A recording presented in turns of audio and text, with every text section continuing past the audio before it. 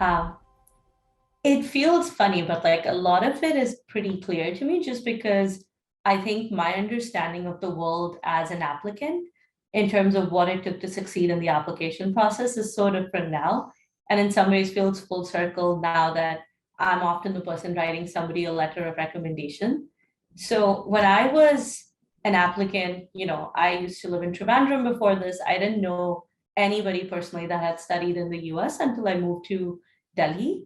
I would say I had a pretty black and white understanding of a process that I consider to be really gray.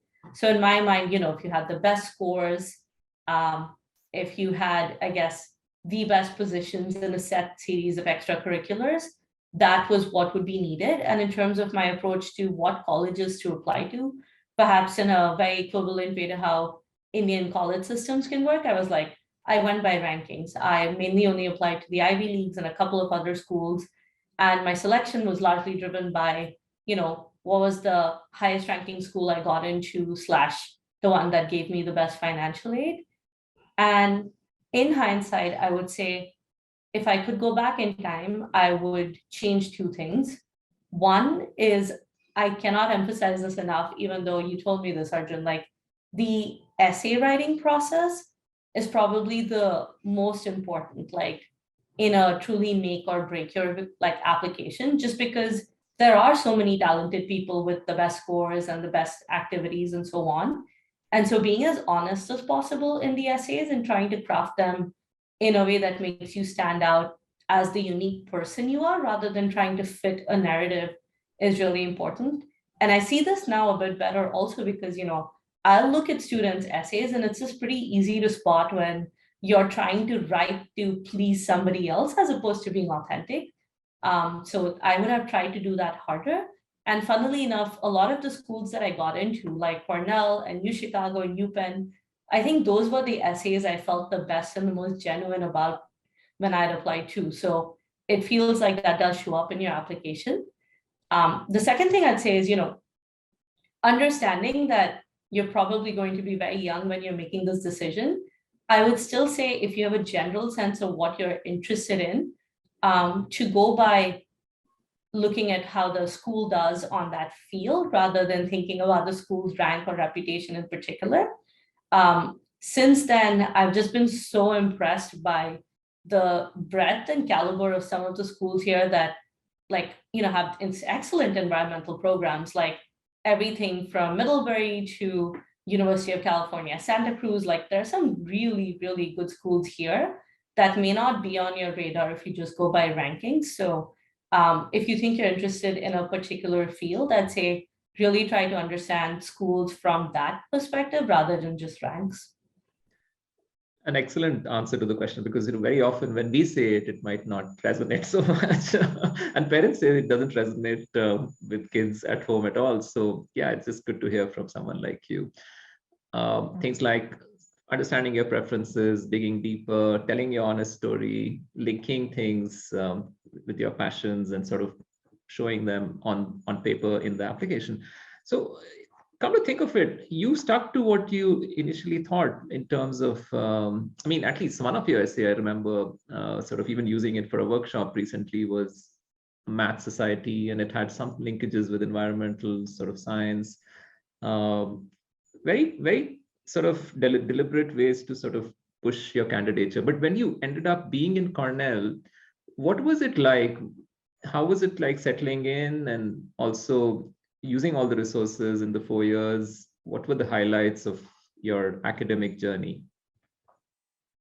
So Cornell was amazing. Um, I think it's one of the best schools you can go to unequivocally, and I highly, highly recommend it for anyone considering it.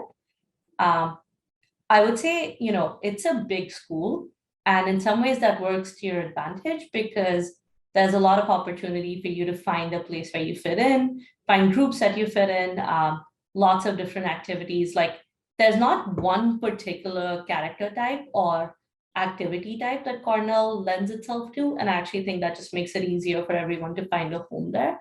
So it's pretty easy that way.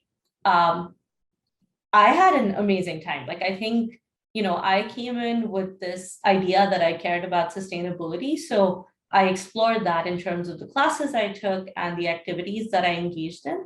But I was also pretty open in terms of just wanting to explore different activities and different classes. And to that extent, like some of the best parts of Cornell for me were just like the unexpected discoveries. Like academically, I took a lot of environmental science classes and a lot of environmental economics classes. But then, for instance, I took an art class this one semester. I studied in DC, and I took a Southeast Asian politics class this one other semester.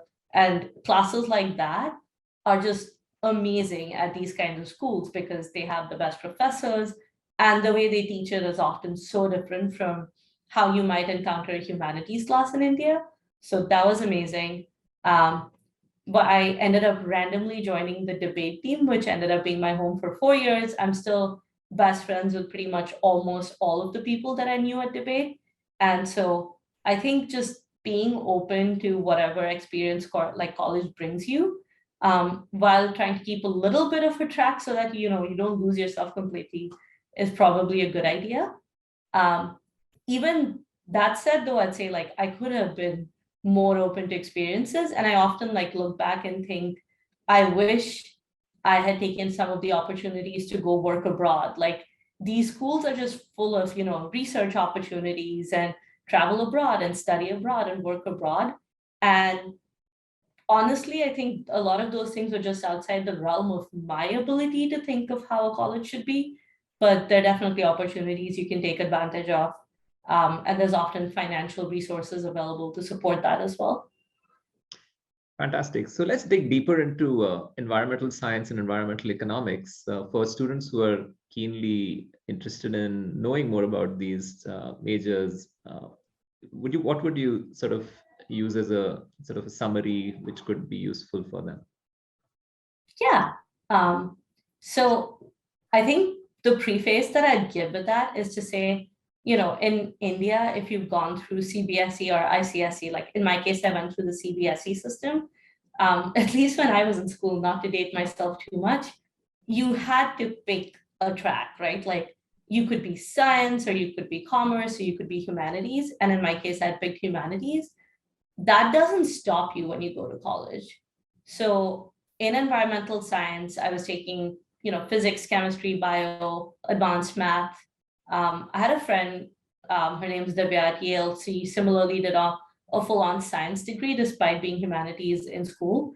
So just wanted to add that preface because all of that's to say, what you decided to study in 11th and 12th doesn't have to be the limiting factor for what you study in college. And I think that's one of the wonderful things about being in a system like the one in the US. Environmental science and economics is a pretty broad and very cross-disciplinary field by need, right? Because we're talking about big, complex challenges that society needs to solve. And I would say, it was a mix of a lot of science, like you'll do a lot of ecology, which was fun. We do things like learn how to like be in labs, or tree quizzes, which I wasn't the best at with American trees, all the way down to environmental social science classes. So understanding the history of conservation so that you kind of understood why the big nonprofits are the major ones today, or how, certain practices such as scientific ecology develop. It was like all the way down to data analysis, where you look at everything from looking at population data to understand if a certain species is dying out, to looking at earth science data to see if the icebergs are truly melting. It kind of goes all over the place. And then you can choose to be a more science person, you can choose to be a more analysis data science person, an econ person, a policy law person. And it's a pretty awesome field because all of those options stay open to you after college.